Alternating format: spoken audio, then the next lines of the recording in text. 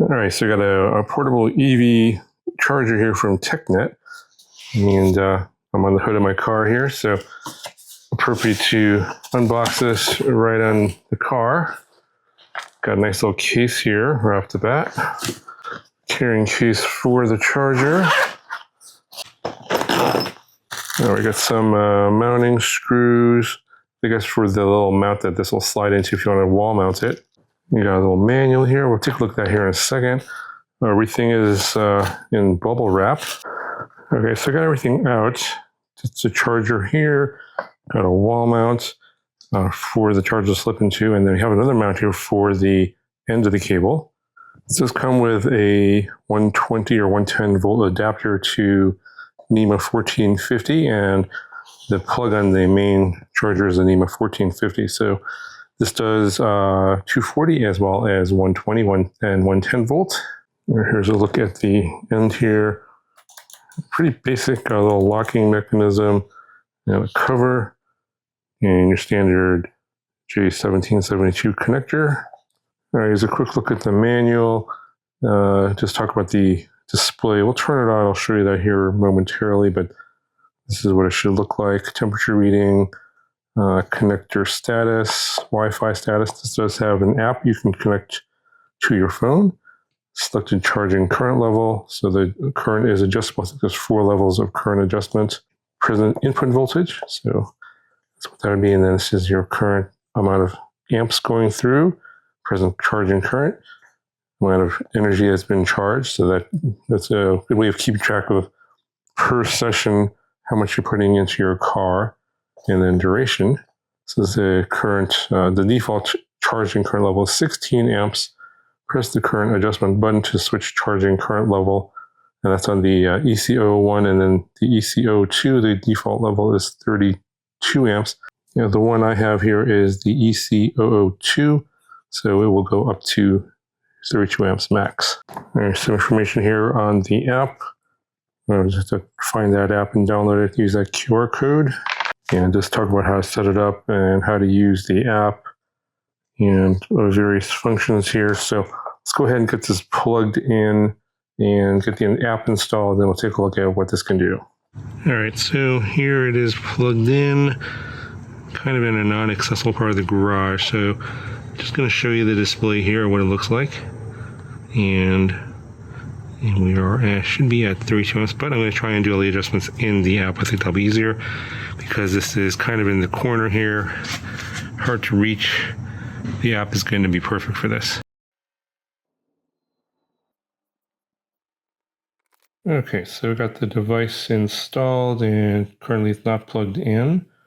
It shows what the voltage is that matches what's on the display. You can even keep a record of your charging sessions. Pretty nice, and how much power you're using. That's a good way of keeping track of everything. And our settings here. It is set to 24 amps, can go down to, as low as 8. So if you don't need to charge really fast, you can lower the amperage. If you need to charge faster, you can increase the amperage. I don't think my circuit can do a full 32 amps, so I'm going to leave it at 24. And it shows the current temperature. All right, let's go ahead and plug it in. You got plugged in now, and it looks like you have to do charging mode here real time, or you can delay it. So you can set it delayed, I guess, a certain number of hours from now. I'm going to just do a real test right now. I'm going to charge it in real time. Swipe. Let's go ahead and initiate this charge. It's not doing anything. It's not working.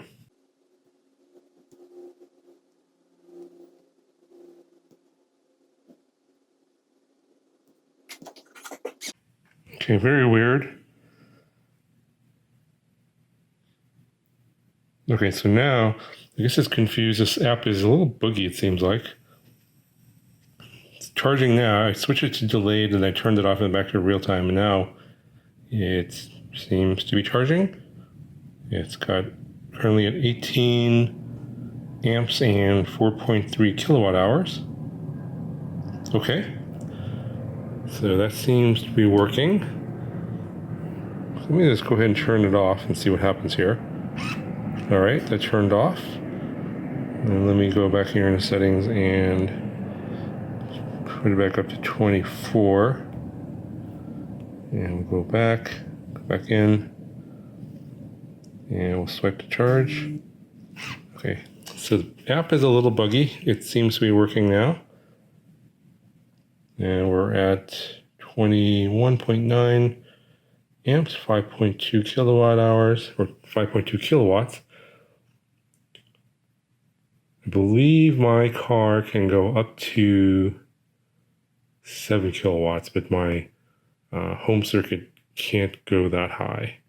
Yeah, so looks like it's working pretty good. And I'll let this finish and we'll see what the results are at the end of the charge. All right, so looking at the last charge I did, it was 11 hours and 30 minutes according to the record here, and 41.5 kilowatt hours charged or sent into my car's battery. And so I'm going to try now the 110 adapter there. So I got this into an extension cord into just a 110 outlet or 120 volt outlet, and on the charger it's showing 118 volts. And we'll go ahead and plug it in. And it looks like it just should start charging here. It shows it's charging on the app. 112.6 volts, 8.9 amps is the current, about 1,000 or 1 kilowatt, about 1,000 watts of power.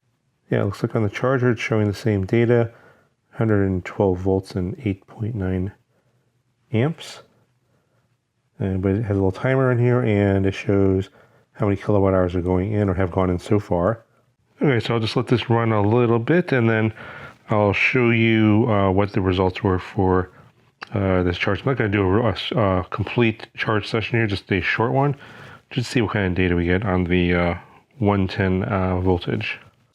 All right, as expected, things are going totally fine here. I've just been running it for about a little over 30 minutes, and about half kilowatt hours gone in. So obviously this is the trickle charge. It's going to take a while to charge up my car.